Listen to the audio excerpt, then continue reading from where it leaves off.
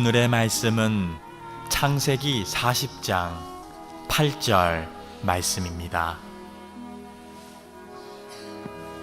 그들이 그에게 이르되 우리가 꿈을 꾸었으나 이를 해석할 자가 없도다. 요셉이 그들에게 이르되 해석은 하나님께 있지 아니하니이까 청하건대 내게 이르소서. 아멘. 여러분에게 두 회사로부터 제안이 들어왔습니다. A라는 회사의 제안서와 B라는 회사의 제안서가 있는데 여러분 한번 결정을 해보십시오. A라는 회사에서 여러분에게 이런 제안을 합니다. 우리 회사의 직원들의 연평균 연봉이 2,500만 원인데 당신에게는 5천만 원을 줄 테니 우리 회사에 오십시오. 이게 A 회사의 제안이에요. B 회사에서는 이런 제안을 합니다. 우리 회사의 직원들의 연평균 연봉이 2억인데 당신에게는 1억을 줄 테니 우리 회사에 오십시오. A는 결국 5천만 원 준다는 얘기고 B는 결국 1억 준다는 얘기예요. 여러분에게 제안을 하면 여러분은 A 회사 가시겠습니까? B 회사 가시겠습니까? B 손 들어보세요. B 많으시네요. A 손 들어. A도 많으세요. 이 질문은 미국 하버드 대학의 교수팀이 교수와 학생들 257명을 대상으로 실제로 질문한 내용이에요. 그런데 미국 사람들 가운데 우리가 조금 다르네요. 무려 56%가 넘는 사람들이 A라는 회사를 선택했어요. 연봉이 절반밖에 되지 않는 5천만 원을 준다는 회사를 가겠다라고 선택했어요. 이유는 하나입니다. 내가 누군가로부터 인정을 받고 있기 때문이다. A라는 회사는 평균 연봉이 2,500만 원인데 나한테 5천만 원 주는 거니까 내 가치를 배로 인정해 주는 거고, B라는 회사는 평균 연봉이 2억인데 나한테 1억 준다는 얘기는 내 가치를 평균보다도 인정하지 않는다는 얘기예요. 사람은 누군가로부터 내 존재가 인정받는 걸 다 좋아합니다. 좋은 말로 말하면 인정받는 거고요. 조금 격한 말로 말하면 남들에게 지고 싶지 않은 거예요. 이것을 우리 현대사회에서는 경쟁의 사회라고 해요. 우리는 어릴 때 성적 경쟁 속에 살았고 나이가 들어가면서 서열의 경쟁 속에 살아가죠. 그리고는 그 경쟁에서 이기면 소위 나는 성공했다고 생각하고 우리는 그런 익숙한 문화 속에서 살아갑니다. 경쟁에서 이기고 그 이긴 경쟁이 자꾸 축적되면 그 사람을 가리켜서 성공한 인생이다 이렇게 말해요. 그런데 많은 사람들이 이 경쟁에서 이기고 소위 성공의 공식을 얻었는데 문제는 자기가 행복하지 않은 거예요. 아니, 분명히 성공한 길을 걸어왔는데 내 자신이 실패했다고 생각이 드는 거예요. 경쟁에서 이겼는데 성공의 공식대로 왔는데 왜 나는 실패했다고 생각이 들까? 도대체 어디서부터 뭐가 꼬여서 문제가 된 걸까? 이 질문을 오늘 저는 창세기에 나오는 요셉의 인생 스토리를 통해서 성경적 해답을 찾아보려고 합니다. 여러분, 요셉을 어떻게 아세요? 요셉은 야곱의 11번째 아들입니다. 야곱이 아내를 여러 명 거느렸는데 그 중에 가장 사랑했던 아내가 라헬이에요. 그 라헬로부터 태어난 아들이 요셉이에요. 근데 라헬이 일찍 죽어요. 그래서 요셉은 엄마 없이 어린 시절을 크기 때문에 자기가 제일 사랑했던 여인에게서 태어난 아들이기도 했지만 엄마 없이 자라는 그 요셉을 아버지 야곱은 극진히 사랑합니다. 다른 이복 형제들이 많이 있었는데 이복 형제 아들들에게는 뭐 들에 가서 일도 시키고 양도 치게 하고 농사도 시키지만 어린 요셉에게는 채색옷을 입혀서 아주 금이야 옥이야 아버지 야곱이 품 안에서 키워요. 성품도 형들에 비하면 온화했던 것 같아요. 아버지의 눈밖에 벗어나지 않으려고 요셉은 그랬던 것 같아요. 형들은 조금 불량스러운 형들이에요. 나중에 보면 형들이 살인도 합니다. 나중에 이 요셉의 형제들이 살인도 저지르고 못된 짓을 많이 해요. 거기에 비해서 요셉은 나이가 어리긴 했지만 아버지의 품 안에서 크면서 아버지의 기대를 저버리지 않으려고 노력했어요. 채색 옷을 입었다고 했죠. 옷은 구약시대의 신분을 나타내는 거예요. 아버지 야곱이 재산이 많았는데 다른 형제들이 이렇게 보니까, 아들들이 보니까 아버지가 라헬에게 태어난 요셉을 너무너무 사랑해요. 자기들이 볼 땐 편애하는 거예요. 그 아버지의 재산이 언젠가 저 어린 동생한테 다 유산으로 갈 수도 있겠다, 이런 생각이 들면서 형들은 어린 동생을 더더욱 미워하게 됩니다. 그런 형편 속에 살아가던 요셉이 17살이 되던 해에 아주 희한한 꿈을 하나 꾸게 되는데, 꿈속에서 자기와 형들이 곡식단을 메워뒀는데 자기 곡식단이 가운데 서 있고 형들이 묶은 곡식단이 삥 둘러가지고 자기한테 절을 하는 꿈을 꿔요. 그리고 얼마 지나지 않아서 비슷한 꿈을 또 꾸게 되는데, 이번에는 해와 달과 11별들이 요셉 자기 자신에게 예의를 갖춰서 아주 허리를 숙여 절하는 그런 꿈을 꾸게 돼요. 구약에는 하나님이 인간에게 어떤 메시지를 전하고 예언을 하실 때 꿈을 통해 말씀하신다고 구약 사람들은 생각했어요. 그래서 꿈을 통해서 하나님을 만나고 꿈을 통해서 하나님의 음성을 듣고 꿈을 통해서 하나님의 계획을 알아가는 게 구약 사람들의 삶이에요. 물론 꿈이라고 하는 게 이 현대인들이 요즘 여러분 매일같이 저녁에 간식 먹고 야식 먹고 주무셔서 생기는 그런 꿈하고는 차원이 다른 꿈이고요. 성경에서 말하는 꿈은요, 아주 강렬하고 영적으로 이게 하나님이 우리에게 계시하시는 말씀이구나 라고 캐치가 될 만큼 아주 선명한 꿈, 이걸 말하는 거예요. 그러니까 요셉이 이런 두 번의 꿈을 꾸면서 이건 하나님이 나에게 말씀하시는 거구나 라는 것을 영적으로 알아차려요. 17살 때. 쉽게 말하면 하나님께서 요셉에게 내가 너를 모든 사람들이 우러러 볼 수 있도록, 사람들이 다 너한테 절할 수 있는 그런 위치로 너를 높이고 너를 축복하고 너를 세우고 쓸 것이다, 이렇게 하나님께서 요셉에게 축복하시는 말씀이에요. 여러분, 이런 꿈을 반복해서 꾼 요셉은 이게 하나님의 뜻이라는 것을 알게 되지요. 요셉을 크게 들어쓰시겠다고 하나님께서 일찍 요셉에게 보여주신 거예요. 그러면 이 꿈을 하나님께로부터 받은 요셉은 어떤 자세를 취하는 게 가장 좋은 걸까? 우선 아버지에게 찾아가서 아버지, 하나님이 나에게 이런 꿈으로 말씀을 해주셨는데 어떻게 해야 되죠? 이렇게 여쭙고 신앙적인 조언을 듣거나 아니면 그 하나님 주신 꿈을 놓고 겸손하게 기도해야 돼요. 그래서 하나님이 이 꿈에 담긴 뜻이 뭘까? 왜 나한테 이런 축복을 주시겠다고 말씀하시는 걸까? 이렇게 하나님 앞에 겸손하게 기도하면서 하나님의 뜻을 알려고 노력해야 돼요.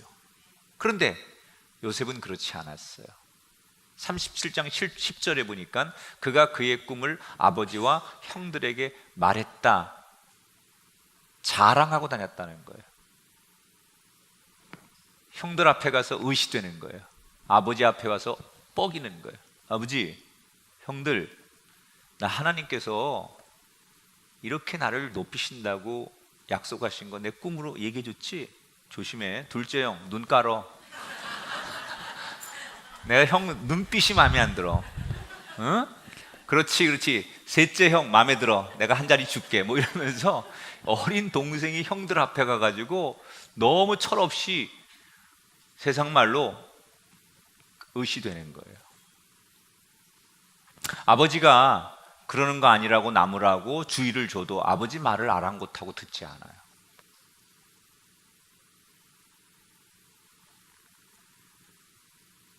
요셉은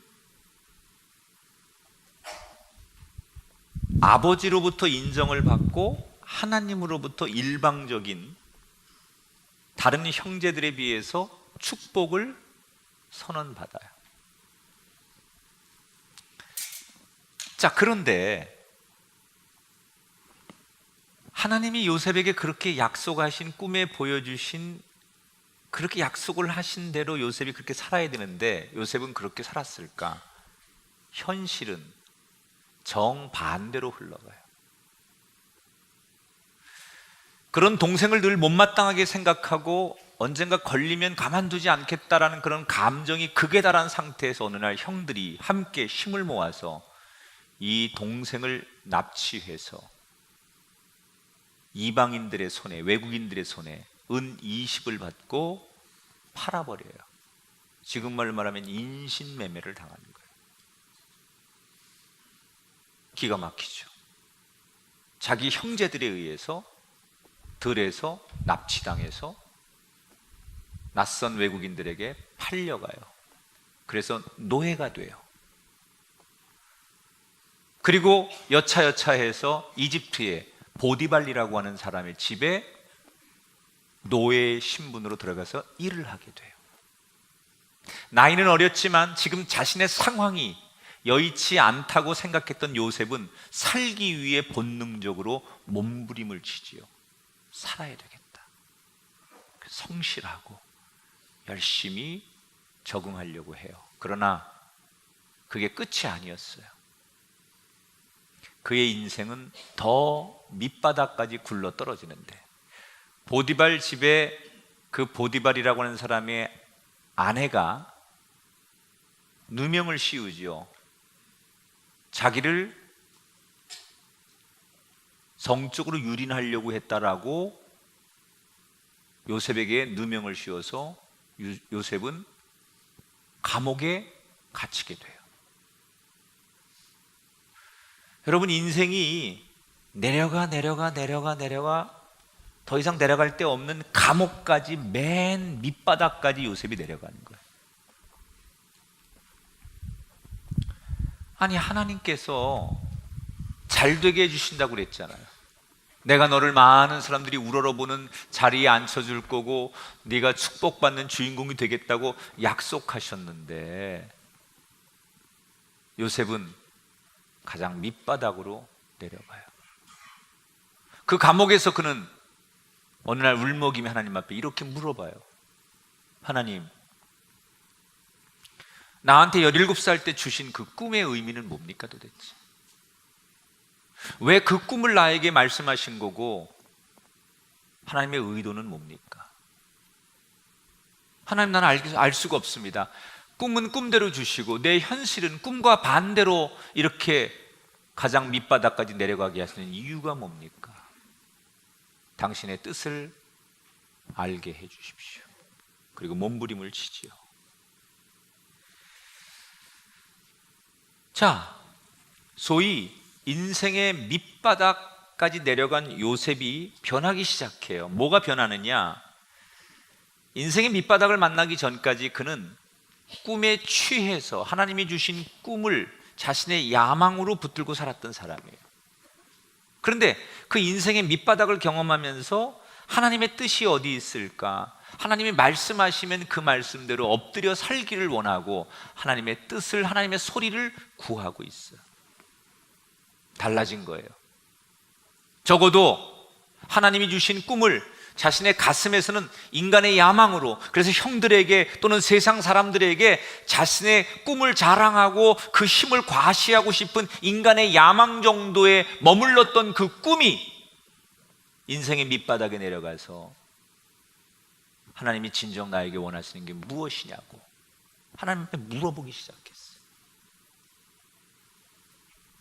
소위 장기수가 되지요. 오랫동안 감옥에 있는 거예요. 그렇게 오랫동안 감옥에 있다 보니 별의별 일이 다 있는데 어느 날 자기 감방에 이집트의 왕의 술 관원과 빵 관원이 들어오게 돼요.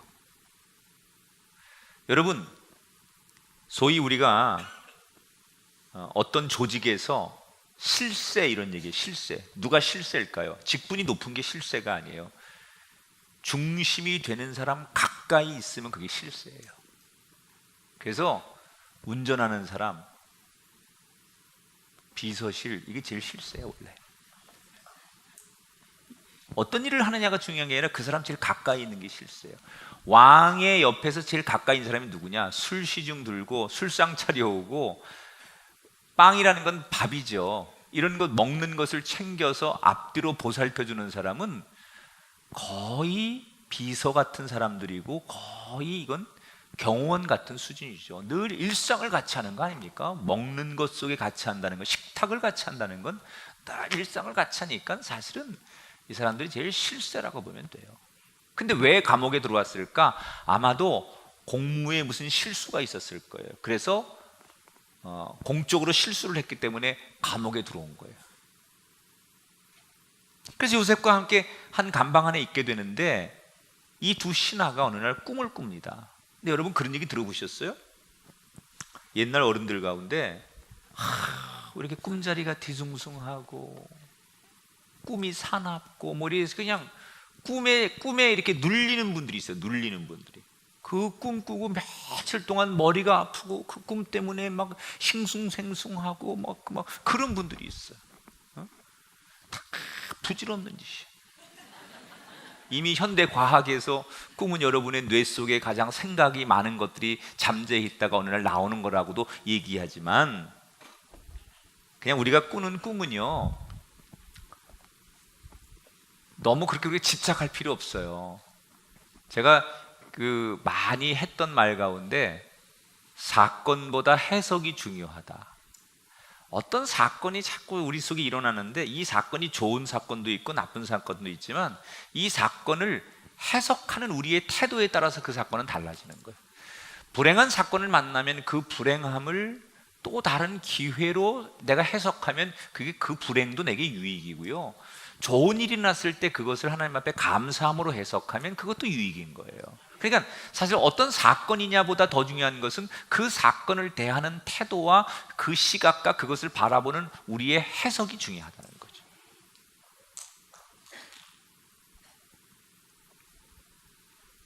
이 두 신하가 꿈을 꿨는데 이 꿈이 이게 뭔가 메시지가 있는 것 같은데 해석이 안 되는 거예요. 그래서 막 고민을 하니까 옆에서 듣고 있던 요셉이, 내가 과거에 꿈을 꿔서 내 인생이 이렇게 된 사람인데 꿈하면 요셉이라고 아시는지 모르겠다고 나한테 그 꿈을 얘기해 보면 내가 한번 들어보고 하나님 앞에 기도해서 해석해 보겠다고. 이 요셉이 얼마나 바뀌었는지 40장 8절을 볼까요? 요셉이 그들에게 이르되 해석은 하나님께 있지 아니하니까. 이 말이 바뀐 거예요. 요셉이요. 뭐든지 이제는, 과거에는 자신의 꿈을 자신이 해석했지만 이제는 그가 밑바닥으로 내려가서 많은 어려움을 겪으면서 고난을 겪으면서 모든 중심을, 해석을 하나님의 눈으로, 믿음의 눈으로, 신앙적 관점으로 해석하려고 하는 거예요. 여러분에게 이런 축복 있게 되길 바랍니다. 이전에는 젊을 때는 그저 세상 기준으로, 남들의 시선으로 이렇게 모든 걸 해석했던 우리의 인생이 어느 날 하나님 앞에 은혜 받고 우리 삶이 다듬어지면 모든 우리의 삶의 기준을 하나님께 두고 하나님에 의해서 분별할 수 있는 노력들을 하게 되는 거예요. 이 요셉의 인생이죠. 뭐라고 말해요? 다 모든 해석은 하나님이 하시는 거니까 하나님 앞에 기도하면 하나님께서 가르쳐 주실 것이다. 그래서 그 신하들의 꿈 이야기를 다 듣더니 요셉이 기도하고 나서 뭐라고 해석해 주느냐? 그거 하나님께서 당신들을 회복시켜 주시려고 하는 건데 3일 정도 지나면 원래의 공직으로 돌아갈 수 있을 것이다, 이렇게 말합니다. 그런데 그렇게 됐어요. 아멘도 참 거시기해요. 그럴 땐 아멘이 딱 부러져야 돼. 식욕 있는 아멘, 왕성한 아멘. 그래서 이 신하들이 다시 자신들의 공직의 자리에 돌아가게 됩니다. 우연치고는 너무 소름 끼칠 만큼 정확하게 요셉이 꿈을 해석해 준 거예요. 그리고 2년이 지났어요. 요셉은 여전히 감옥에 있고 신하들은 왕 옆으로 돌아갔어요. 그런데 이집트의 왕이 어느 날 아주 희한한 꿈을 꿉니다. 살찐 암소 7마리가 있었는데 아주 삐쩍 마른 7마리 암소가 그들을 잡아먹어요. 또 꿈을 꿔요. 토실토실하게 여문 이삭 7개가 있는데 마른 이삭 7개가 잡아먹어요. 왕이 이 꿈을 꾸고서 이게 국가의 뭔가 어떤 이 국가를 향한 신의 예언 같은 꿈이라는 것을 직감적으로는 알겠는데 뭘 말하는지를 정확하게 해석할 수가 없으니까 나라에 이 꿈을 해석할 수 있는 지혜가들, 무당들, 철학가들, 전문가들을 다 동원해서 이 꿈을 해석하라고 하지만 아무도 이 꿈을 해석해내지 못해요. 그때 왕의 옆에서 술관원으로 일을 하고 있던 신하가 2년 전 자신이 감옥에 있을 때 자신의 꿈을 우연이라고 말하기엔 너무나 기가 막히게 맞췄던 요셉이 생각나는 거예요.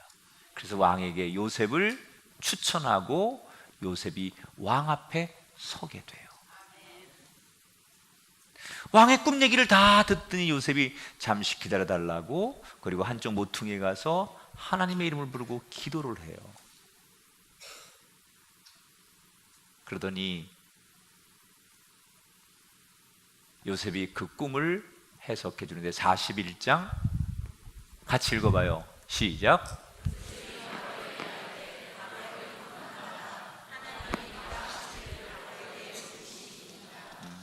하나님이 이 나라를 위해 하실 일을 당신에게 보여주시는 것이다, 이렇게 말씀했어요. 기가 막히게 이 꿈을 해석해주고 정확하게 해석해주니까 왕이 요셉에게 반했어요. 이렇게 총명하고 이렇게 지혜 있고 이렇게 똑똑한 사람이 있을 수 있느냐. 그래서 그를 나라의 중요한 요직에 앉혀요. 그래서 그가 30살의 최연소의 나이에 이집트의 총리가 된다는 거예요.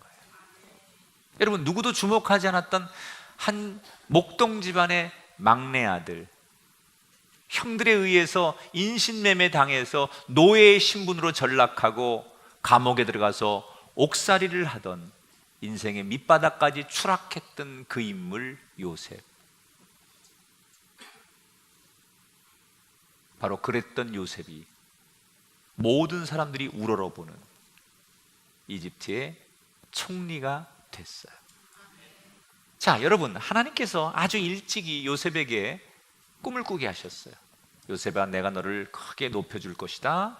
그런데 하나님은 그 꿈을 곧바로 현실로 이루어주지 않고 오히려 어린 나이에 감당할 수 없을 만큼 너무나 큰 일과 시련을 겪게 하셨어요. 왜 그러셨을까? 꿈을 주셨으면 꿈대로 되게 해야 되는데 왜 그 꿈을 너무나 오랫동안 돌아가도록 가장 그 어린 사람이 감당할 수 없을 것 같은 인생의 큰 고통을 계속해서 13년을 주신 걸까? 이유가 있어요. 하나님이 요셉에게 바라시는 게 있었어요. 뭘 바라셨느냐? 따라하십시오.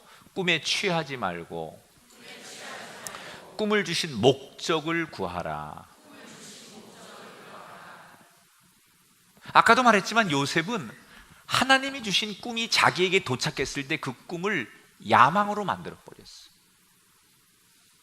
인간의 욕심이 접촉된 야망. 난 성공할 거야. 난 돈 벌 거야. 난 부자가 되고 나는 그 자리에 가가지고 보란 듯이 살 거야. 나 무시하고 우리 집안 업신여기고 내 인생 힘들게 말았던 그 사람들에게 내가 보란 듯이 성공해서 내가 어떤 사람인지 보여주고 말 거야. 이게 인간의 야망이죠.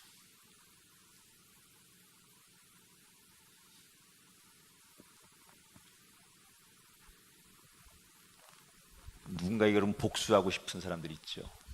최고의 복수를 알려드릴게요. 따라합시다. 최고의 복수는 용서하는 것이다. 인간이 할 수 있는 최고의 복수는 용서하는 거예요.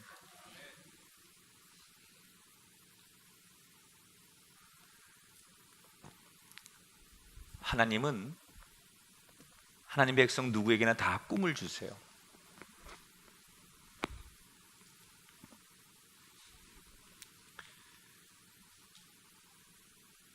요셉은 하나님이 주신 꿈을, 하나님이 왜 이런 꿈을 주셨을까? 그 꿈을 주신 목적에는 관심이 없었어요.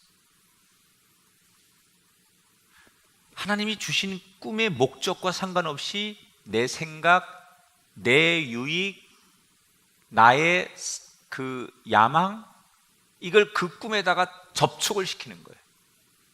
그러니까 그 상태에서는 하나님이 그 꿈을 이루어줄 수가 없는 거예요. 그래서 그 야망의 색깔이 빠질 때까지 13년이라는 시간을 통해서 요셉에게 밑바닥을 경험하게 하시는 거예요.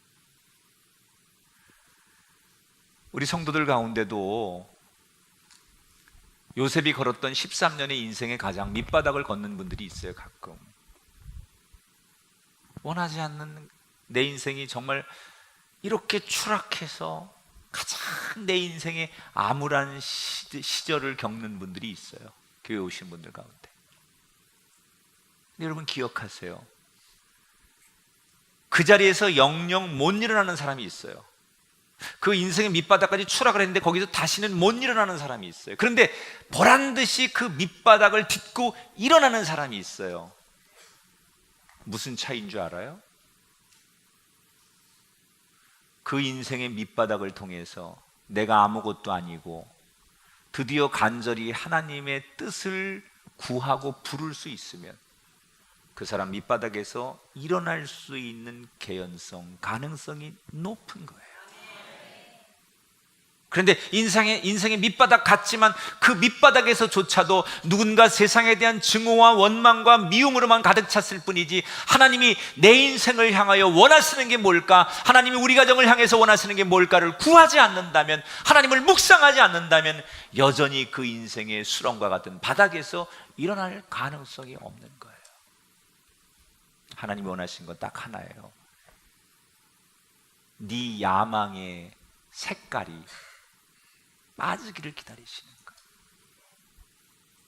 그 야망의 색깔이 빠지니까 감옥에서 그가 울면서 뭐라고? 하나님, 나에게 진정 원하시는 게 뭡니까? 하나님 말씀하여 주옵소서. 옛날엔 요셉이 그러지 않았어요. 꿈을 꾼 다음에 그 꿈을 가지고 자랑하기 바빴어요. 자기 생각을 덧붙이게 바빴어요. 내가 이런 사람 될 거라고 자기 계획을 떠벌리게 바빴어요. 그런데 인생의 밑바닥에 감옥에 가서 그가 바뀌었어요. 하나님, 나에게 원하시는 게 뭡니까? 나에게 말씀해 주시면 내가 그 말씀대로 살겠사오니 나에게 말씀해 주옵소서.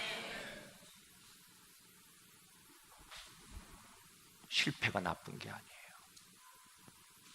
고난과 고통이 나쁜 게 아니에요.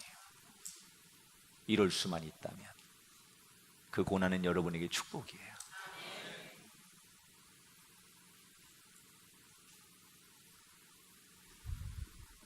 사랑하는 여러분, 여러분 꿈이 있으십니까? 다시 묻습니다. 우리 성도들 꿈이 있으십니까? 혹시 꿈이 없다면 이 시간 하나님의 꿈을 받아 가지고 돌아가는 시간이 되기를 축복합니다. 하나님 반드시 우리에게 꿈을 주세요. 다만 우리의 눈이 어둡고 귀가 어두워서 못 보고 못 들을 뿐이지 하나님은 지금도 우리에게 항상 꿈을 주세요. 눈이 열리면 하나님이 내게 비전을 주시는 거예요. 막 목표가 생기고, 하나님을 만나면, 진짜 인격적으로 하나님을 만나면 내 인생에 목표가 생기고, 내 들려오는 소리 속에서 계획이 생기고, 열정이 생기고, 도전해야 되겠다. 야, 내가 이런 일에 한번 멋있게 내가 쓰임 받고 죽어야 되겠다. 이런 생각이 막 드는 거야. 뭐 그냥 인생 대충 사는 거지 뭐. 아유 씨, 뭐쟤 아유 뭐 피곤한데 뭐 내가 이만큼 했으면 됐지 뭐. 이러고 살던 사람이 어느 날 눈이 영적으로 딱 떠지는 순간 내 안에 막 이게 웬일이지? 이 나이에 막 열정이 생기고, 가슴이 뛰고, 막 꿈이 생기고, 목표가 생기고, 막 뭘 하고 싶고. 이게 뭐냐? 하나님이 주시는 꿈이에요. 근데 우리가 그 하나님의 주시는 꿈을 우리의 눈이, 인간의 눈이 어두워서 못 볼 뿐이라는 거예요. 반드시 여러분 여기 유혹이 있는데, 이게 이 선악과 같은 거예요. 하나님이 주시는 꿈에는 독이 하나 들어있어요. 그 꿈이 인간의 야망으로 바뀌면 그게 선악과 같이 되는 거예요. 하나님이 주시는 꿈에는 반드시 하나님이 그 꿈 안에 목적을 넣어놓으셨어요. 목적을. 하나님이 다윗 왕에게 네가 이 나라를 다스리는 왕이 되라는 비전을 주셨어요. 왜 하나님이 다윗에게 왕의 비전을 주셨을까요? 이 나라를 하나님 말씀으로 통치해 달라는 목적이 있는 거예요. 솔로몬에게 누구보다 큰 나라를 다스리도록 비전을 주셨어요. 왠지 아십니까? 그 큰 나라를 통해서 널리 하나님 말씀을 전해달라는 거예요. 요셉에게, 다윗에게, 솔로몬에게 주셨던 그 꿈을 하나님은 지금도 우리를 부르셔서 주고 계시다는 거예요. 그때 우리가 뭘 해야 되느냐? 내가 이렇게 되면 내가 보란듯이 살아야지. 내 노년에 내가 자식들한테 이런 인간적인 야망이 아니라, 나에게 그런 비전과 그런 꿈과 그런 열망을 주신 하나님 앞에 우리가 그 꿈이 생기면 기도하는 거예요. 하나님, 나에게 이런 비전을 주시고, 이런 계획을 주시고, 이런 내 마음속에 열정과 꿈을 주시는 목적이 뭡니까? 하나님의 뜻을 말씀해 주셔서 내가 그 뜻을 구분하여 살게 하여 주옵소서. 여러분, 요셉이 자기의 야망으로 잘 돼 보려고 하지만 안 돼요. 그런데 하나님께서 그 꿈을 이루도록 바람을 불게 하시니까 감옥에서 나오고 이집트의 총리도 되고. 할렐루야. 여러분에게 내가 내 야망과 계획으로 사는 것이 아니라 하나님의 인도하심 때로 요셉처럼 되어지는 축복이 있길 바랍니다. 요즘 공부에 대한 이슈가 많잖아요. 우리나라에서 이 공부하면 최근에 가장 핫한 트렌드한 리더 가운데 한 사람이 누구냐면 공신닷컴의 강성태라는 대표예요. 이 사람인데요, 이 사람은요 중고등학교 때 학교 폭력의 피해자였어요. 소위 학교 일진들이 너무너무 괴롭혀가지고 맨날 돈 뺏기고 얻어맞고 뭐 막 그래가지고 너무 괴로워서 진짜 옥상에서 뛰어내리고 진짜 생을 포기하고 싶을 만큼 너무너무 힘들어했던 사람이에요. 어떻게 이 학교 폭력에 나를 괴롭히는 저 일진들로부터 내가 빠져나갈 수 있을까? 힘은 자신이 없는 거예요. 근데 가만 보니까 공부를 잘하는 애들은 안 건들더라는 거예요. 그래서 이 학교 폭력으로부터 벗어나려면 내가 공부를 잘해가지고 성적이 1등이 되면 나를 괴롭히지 않겠구나. 그래서 그 괴롭힘을 이겨보려고 공부를 열심히 했다는 거예요. 그 목적 때문에. 그래서 열심히 해가지고 서울대학을 갔어요. 우리하고는 다르죠? 열심히 했는데 이 사람은 서울대 갔고. 그런데 서울대학에 딱 입학을 하니까 더 이상 목표가 없어진 거예요. 중고등학교 때는 괴롭힘을 당하지 않고 힘을 가지려고 공부하면 된다고 생각하고 목표를 이루었는데, 목표가 이루어지고 서울대학 가니까 누가 괴롭히는 사람이 없잖아요. 더 이상 내 인생에 목표가 없어진 거예요. 그래서 공부를 잘 안 했어요. 수업도 열심히 안 들었어요. 그러니까 성적이 당연히 안 좋죠. 학사 경고가 나오죠. 그래서 할 수 없이 군대를 가게 돼요. 그냥 군대 남들 가는 거니까 갔다가 돌아왔어요. 의욕이 없는 거예요. 복학을 해도 별 인생의 목표가 없으니까. 그런데 같이 그 학교 다니는 선배들이 한부모 아이들 아주 열악한 판자촌 이런 데서 환경이 어려운 아이들에게 공부를 가르치는 봉사단체가 하나 있는데, 그곳에 와서 학생들 가르치는 봉사에 참여해달라고 부탁을 받아요. 그래서 이 강성태라는 사람이 그러지 그러고 가서 아주 어려운 형편의 아이들 공부를 가르쳐주는 봉사를 하게 돼요.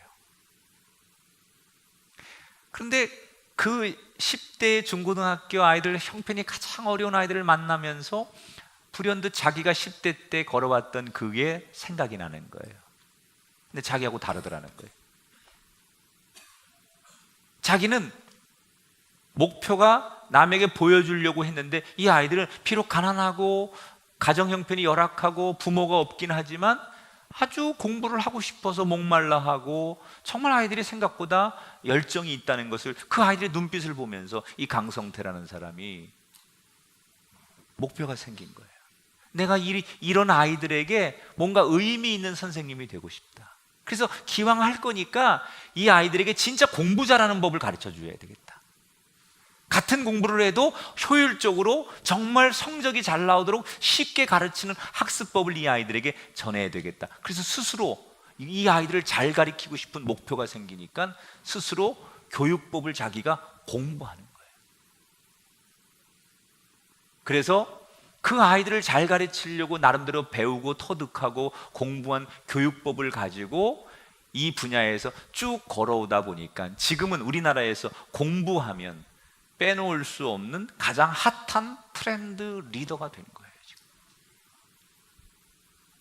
여러분, 꿈이 없는 시대에 꿈을 갖는 것 중요합니다. 그러나 더 중요한 게 있어요. 그 꿈을 위해 기도하셔야 돼요. 그 꿈으로 뭘 할 거냐?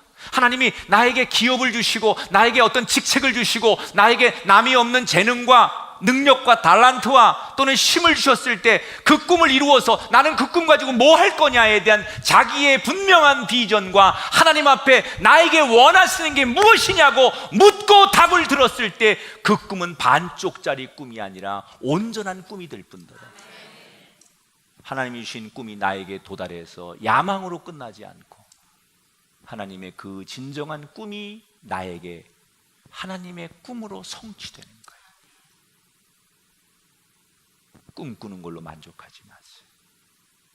꿈도 야망도 없는 사람에 비해서 나는 꿈도 있고 계획도 있고 야망도 있으니까 멋있는 인생 같았죠. 그러나 수없는 사람이 꿈을 꾸고도 행복하지 않았고 꿈을 가졌지만 꿈이 이루어졌지만 실패했다고 생각하는 수없는 인생들이 있어요.